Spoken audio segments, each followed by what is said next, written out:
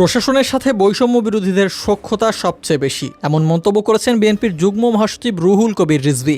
এর আগে এনসিপির আহ্বায়ক নাহিদ ইসলাম অভিযোগ করেন, দেশের বিভিন্ন অঞ্চলে প্রশাসন এখন বিএনপির পক্ষে কাজ করছে।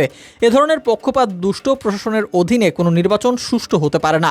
নাহিদের এমন বক্তব্যে বিএনপি পাল্টা প্রতিক্রিয়া জানিয়ে বলেছে, মানুষকে বিভ্রান্ত করার জন্য এই বক্তব্য দেওয়া হয়েছে। এনসিপি নেতারা মনে করেন ৫ অগাস্ট রাজনৈতিক পট পরিবর্তনের পর প্রশাসন সহ বিভিন্ন ক্ষেত্রে বিএনপি সমর্থকরা জায়গা করে নিয়েছে।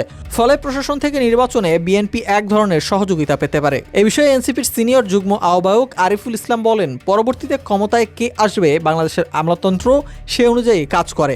আমলারা সবসময় একটি আশ্রয় থাকতে চায়। আওয়ামী লীগ এতদিন তাদের আশ্রয় দিয়েছে, তাই তারা লীগের জন্য কাজ করেছে।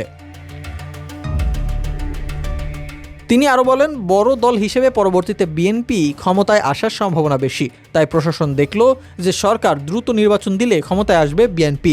সে কারণে বিএনপির সাথে তারা এক ধরনের দর কষাকষির মাঝে গেছে।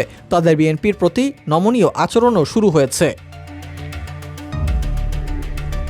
নাহিদ ইসলামের বক্তব্যের প্রসঙ্গ টেনে রুহুল কবির রিজভী বলেন, নাহিদ যা বলেছে ঠিক বলেনি। বর্তমানে ক্ষমতায় ইউনূস প্রশাসন।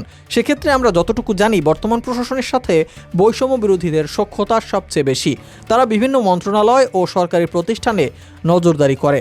এখন তাহলে এটা বিএনপির প্রশাসন হলো কি করে? এর আগে এনসিপির আহ্বায়ক নাহিদ ইসলাম দাবি করেছিলেন, প্রশাসন বিএনপির পক্ষপাতিত্ব করছে। প্রশাসন নিরপেক্ষ না হলে নির্বাচন গ্রহণযোগ্য হবে না এবং সেই নির্বাচনে এনসিপি অংশগ্রহণ করবে না বলেও হুঁশিয়ারি দেন তিনি।